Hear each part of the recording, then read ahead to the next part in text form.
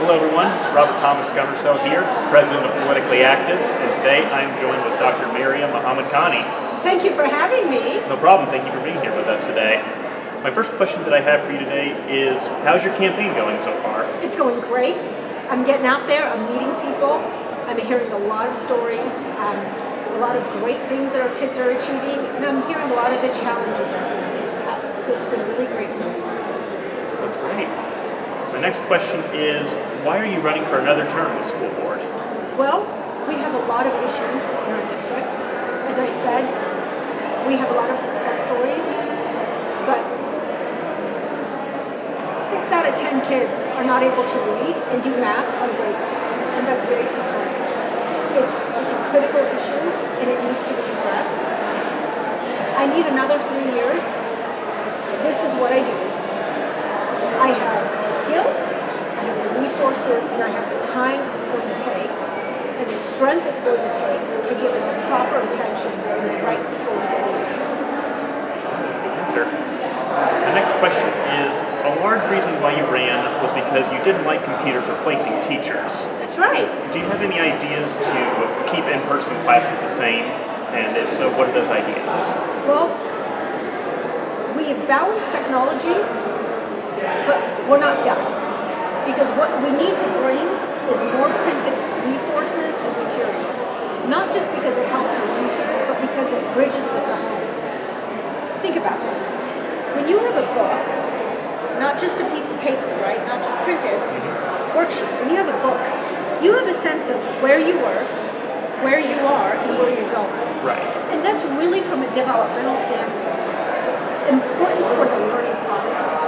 Not just for the student, but for the family who wants to engage. Do you see where I'm going with that? Yes. And also gives the parents in the home an opportunity to be involved, to sit down. It's a much healthier way. Believe it or not, even adults get distracted by computers, right? Everyone's been on screens all day, people are working.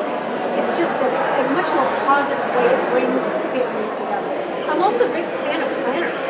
Did you have a planner when you were in school? Yeah. Okay, so what's great about planners is that kids write, so there's a writing skill, right? There's handwriting. It helps the parent understand what's happening, what did they do today, so they can talk about it. Because if you had my kid, and I'd be like, well, what happened in math? Math, right? You have no idea. Did you do subtraction? Did you do addition? And then what's really nice is that it helps kids plan and become better at executive skills. Like there's a spelling test coming up. So the parent sees it's going on and can work with the student. And the student has an idea of being organized, because I absolutely believe the key to success in life is being organized. Definitely. And I think with technology, everyone's getting a little bit ADD. So I think it's a really important skill, and it helps children.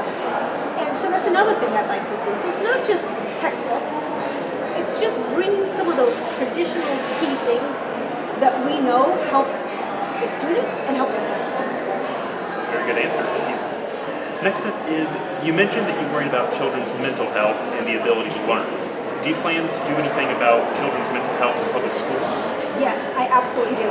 I'm going right back to technology. Technology is extremely powerful. I love technology.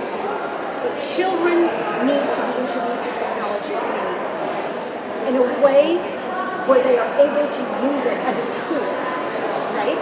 Right. So I think that we have to go back to the drawing board and recognize that you don't need technology in first grade so that you can write an email or have a great job. Right. Right? Those two are not necessarily correlated. What's really important that you learn what this tool is. You learn how to read and write, you get all that down, and then when you're older, you get a sophisticated piece of equipment that you understand. Do kids understand what coding is? Do they even know what this machine is? I mean, that's the world ahead of them, right? It's so advanced. There are jobs out there that we haven't even conceived of. And so to them, I don't want technology to be something that they watch, movies on or play games on. It needs to be so much more than that. And the mental health component comes in.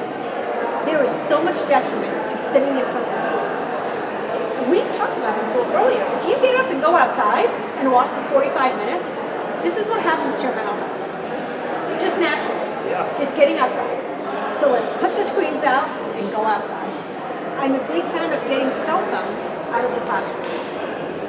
They're not helpful. They're a distraction.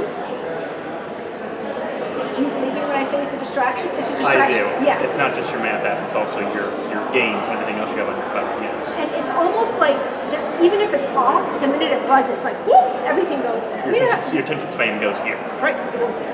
And where does your attention span need to be? Right on there. the teacher. On the teacher. And I think that children who learn are children who don't have mental health struggles. When you're behind, it's a struggle. It creates a lot of anxiety. I mean, think about just us. We're adults.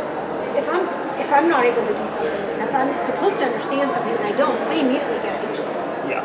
Do you know what I mean? So, and then there's social media. Everybody's perfect on social media. In real life, nobody's perfect. Child A has a problem, Johnny has a problem, well, Jim has problems too. They're just different. And so if they can come and sit together and talk together, they'll realize that life is tough for all of them, and they're going to get through it. It's called adolescence, and it's also called life. We all have our struggles. But when you're on the phone and you're looking at social media and everything is perfect and you're constantly measuring yourself up against it, you're always going to come up short. Yes, comparison. Yes, and so there's depression, there's anxiety. So it all goes back to, let's go back to being responsible and giving children what they need, not what they want. See the difference? Yes. Does that answer your question? Yes, it does. Thank you. Because I can keep talking and talking on this issue. Good, thank you. And to wrap things up, you mentioned that determination was your strongest quality for the job. Why do you say that? Because I absolutely refuse to believe that this is not possible. It's not hard, conceptually. It's hard work, but it's really simple. Every child should be able to read and write and do math at grade level, and I will not accept anything less. And that's my determination. How could I?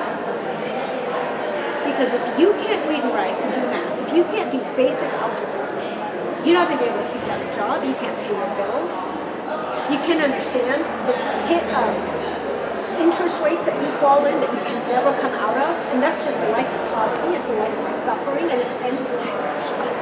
So faced with that, there is no choice but to be determined. And I know we're coming up on a time. Yeah, that's why I wrapped it up. Can you cut off the part where I said, and that's why I wrapped it up? Yeah.